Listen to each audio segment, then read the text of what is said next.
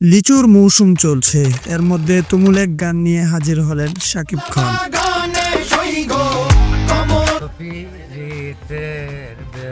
যেন রোমান্টিক তাণ্ডব চালালেন লিচুর বাগানে। গানটির দৃশ্যে যতখানি টের পাওয়া গেছে, নায়ক শাকিব খান নাচে ও এক্সপ্রেশনে যেন আরো এক ধাপ এগিয়ে নিয়েছেন নিজেকে। তবে নায়কের তুমুল পারফরমেন্স ছাপিয়ে সবার তীক্ষ্ণ দৃষ্টি ছিল সাবিলা নূরের দিকে। সিনেমার পর্দায় প্রথম উপস্থিতি বলে কথা, তাও আবার দেশপ্রধান নায়কের বিপরীতে।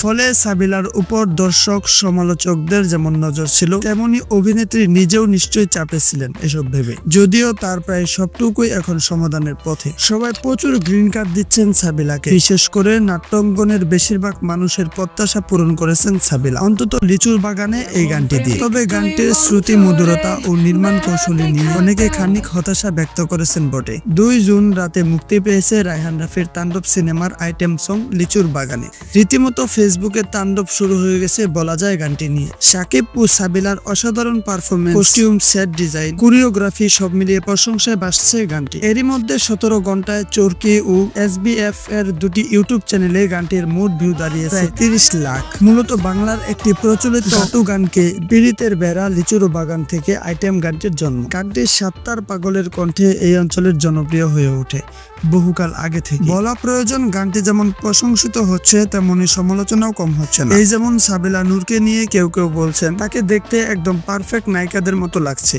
কেউ বলেছে এতদিন কেন তিনি বড় পর্দায় অভিনয় করেননি। এমন নানা মতামত চোখে পড়েছে সোশ্যাল মিডিয়ায়। তবে কেউ কেউ সাবিলার খুদ ধরেছেন না তা নয়, বলেছেন তার আরেকটু স্পর্শ ফুর্ত থাকা উচিত ছিল। কেউ আবার বলেছেন কেমন রোবটিং লাগছে। তবে প্রশংসার পাল্লায় ভারী হয়েছে এখন পর্যন্ত। তবে শাকিব খানের প্রশংসা করেছেন সবাই যথারীতি।